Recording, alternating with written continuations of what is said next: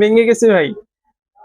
মানে বিষয়টা হচ্ছে কি, অনেকে ভাবে আসলে ভাঙলেই বুঝি খাঁটি আর না ভাঙলে খাঁটি না। তাই আমি একটু দেখছিলাম আসলে ভাঙে কিনা। আমার আসলে মোটামুটি ভালো পরিমাণে একটু শক্তি বের করতে হয়েছে, শক্তি বের মাধ্যমে এটা ভেঙেছে।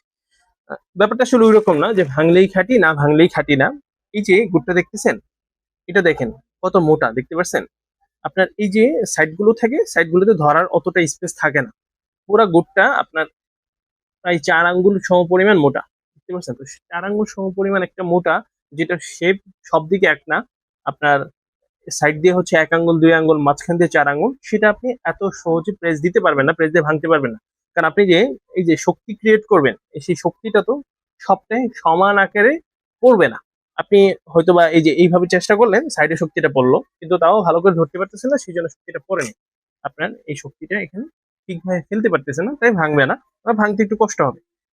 কিন্তু এই যে ফয়েল পটালি আছে, এই ফয়েল পটালি হয় কি আপনার, এই 2 থেকে আড়াই আঙ্গুল মোটা এটা, কিন্তু সবটা এক সমান মোটা, কোনো দিক থেকে একটু চিকন কোনো দিক থেকে একটু মোটা এমন না।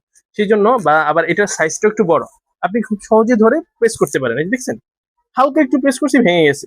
আপনাদের কাছে মনে হচ্ছে এটা আগে ভেঙে রাখছি, ওরকম না আসলে ব্যাপারটা। এটা চলে যাবে যে কোনো দিক দিয়ে দিই। এই যে